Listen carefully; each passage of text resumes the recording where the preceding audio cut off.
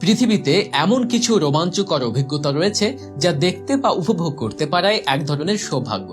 7 নম্বরে আছে water flyboard. সত্যি চমকপ্রদ একটি রাইড। এই ফ্লাইবোর্ড সাধারণত দুবাইয়ের মতো আধুনিক শহরগুলোতেই বেশি দেখা যায়।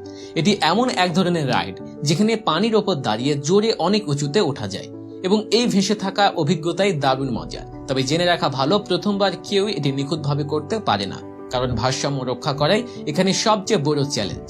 সাধারণত 2 থেকে 3 বার চেষ্টা করার পর মানুষ এটা নিয়ন্ত্রণ করতে শেখে। 6 নম্বরে রয়েছে এক অদ্ভুত প্রতিযোগিতা, বেলজিয়ামের বিখ্যাত কুমড়ো দৌড়। প্রতি বছর আয়োজিত এই ইভেন্টে প্রতিযোগীরা বিশাল আকৃতির কুমড়োর ভেতরের অংশ ফাঁকা করে ফেলে এবং তাতে একটি বড় গর্ত কেটে বসার জায়গা তৈরি করে। এরপর তারা প্যাডেলের সাহায্যে এটি নদীর জলে চালায়, যেন কুমড়োটাই নৌকা। যিনি এই কুমড়ো নৌকা চালিয়ে সবার আগে নদী পার হন, তিনি জিতে নেন লক্ষ লক্ষ টাকার পুরস্কার। তবে এতে অংশ নিতে চাইলে আপনাকে বেলজিয়ামের নাগরিকই হতে হবে। 5 নম্বরে আসা যাক, যেখানে দুবাইয়ের ধনী শেখরা তাদের বিলাসবহুল জীবনের অংশ হিসেবে সাদা সিংহকে পোষ মানান। এই রাজকীয় প্রাণীগুলিকে বাড়িতে রাখার অনুমতি রয়েছে সরকারের তরফ থেকে। শুধু তাই নয়, শহর জুড়ে এমন অনেক জুহু পার্ক আছে যেখানে এই প্রাণীগুলিকে রাখা হয় এবং সেখানে নিয়োজিত লোকেরা অত্যন্ত যত্ন সহকারে তাদের দেখভাল করে। এসব পার্কে মালিকরা চাইলে তাদের প্রাণীদের সঙ্গে দেখা করতেও যেতে পারেন। 4 নম্বরে রয়েছে পৃথিবীর অন্যতম আকর্ষণীয় প্রাণী ভোঁদড়। এটি শুধু দেখতে নয়, শুনতেও বেশ মনোমুগ্ধকর। এর কণ্ঠস্বর এতটাই মিষ্টি যে অনেকে একে পোষা প্রাণী হিসেবে রাখার কথা ভাবেন। এই মিষ্টি স্বরই একে আরো আকর্ষণীয় করে তোলে। 3 নম্বরে আছে চীনের একটি জনপ্রিয় খেলা, ষাঁড়ের পিঠে চড়ে টিকে থাকা চ্যালেঞ্জ। এই খেলায় অংশগ্রহণকারীকে মাত্র 1 মিনিট ধরে এক বিশাল শক্তিশালী ষাঁড়ের পিঠে বসে থাকতে হয়। তবে কাজটা মোটেও সহজ নয়।